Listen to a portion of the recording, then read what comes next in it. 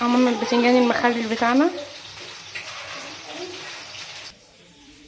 وادي الجلاش. الاضاءه معلش وحشه قوي عشان عندي شغل في المطبخ ومصوره جوه. ده بقى الجلاش، الف هنا والشفا، والمكرونه البشاميل. والله الكاميرا يا جماعه ظالمه الحاجه. وده البتنجان المخلل، ودي الملوخيه. ادي الملوخيه. طبعا البتنجان المخلل اللي بقى بيتطلب مع كل اوردر بألف هنا والشفا. وادي الفرخه المحشيه، وادي الحمامه، ادي الفراخ المحشيه، وادي الحمامه، وادي البونبور، وادي الكبده بألف. وادي المحشي الكرنب مغيمه شويه عشان الاضاءه.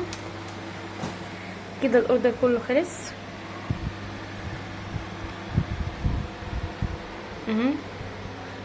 الف هنا والشفا لاصحابه.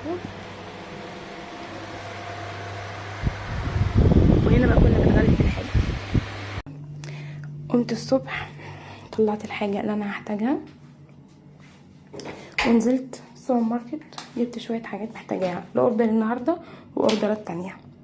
يلا نشوف هنقفل الاوردر ازاي. طبعا المطبخ انا قايمه براحتي عشان عارفه ان المطبخ متشطب مفيهوش اي حاجه.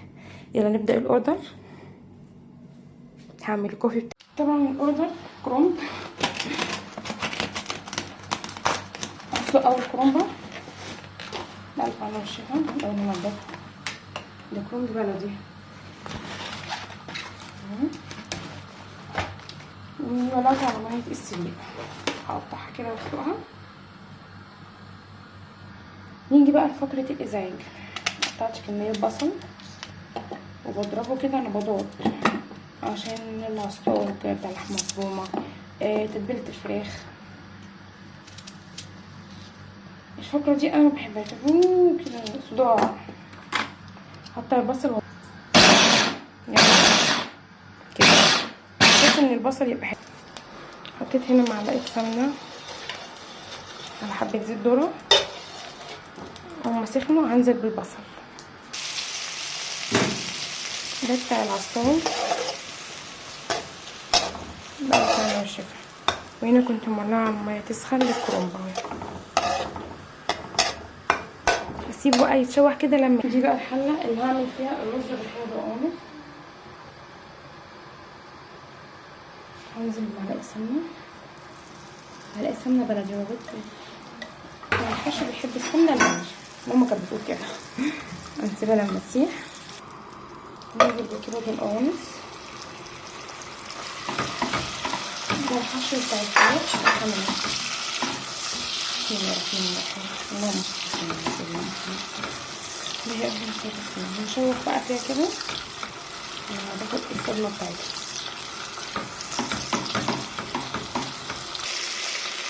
خلاص كده هننزل ببصله. بسم الله الرحمن الرحيم.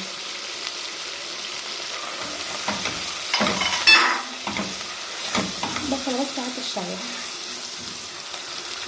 بسم الله الرحمن الرحيم. 7 بهارات، حاجه صغيره خالص. اللي بيحب القرفه انا بحط قرفه بس طعمها ما يبانش بس بتدي لون. طبعا الفلفل الاسود كله يتشوح مع بعض. هننزل بالرز. نفضل بقى نقلب فيه ونشوح فيه عشان لغايه ما الرزايه كده بتاخد لون، تتشمع من السمنه والتوابل. الرز تتشمع. بنزل بقرن فلفل واحد كده بيدي حلوقيه، حاجه بسيطه خالص بس بيدي طعم حلو. انزل بقى بكوبايه ميه، نص كوبايه ميه تغلي، واوطي اسيبها 5 دقايق كده. العصاج خلاص اهو. انا ضربه هنا بقى ايه طماطم نبضات كده عشان تبقى حتت زي ما احنا شايفين. اقلبها معاه واسيبها 5 دقايق بالظبط. وهنا قطعت الكرنب وحطيت بقى الفلفل ده في الحشو يبقى تحفه. وده البومبار هيستلق. ودي الخلطه بتاعت الكرنب هحشي دلوقتي. ودي اللحمه المفرومه. والتتبيله بقى دي تحفه، دي اللي بنحشي بيها الفراخ تحت الجلد كده وفي قلب اللحم، تخلي طعمه تحفه. الفراخ حمام ما بستغناش عن التتبيله دي، بصل وطماطم وفلفل اسود وملح فقط لا غير، ما بحطش توابل تاني. ودي الفرخه غسلتها وصفت ميتها خالص ونشفتها.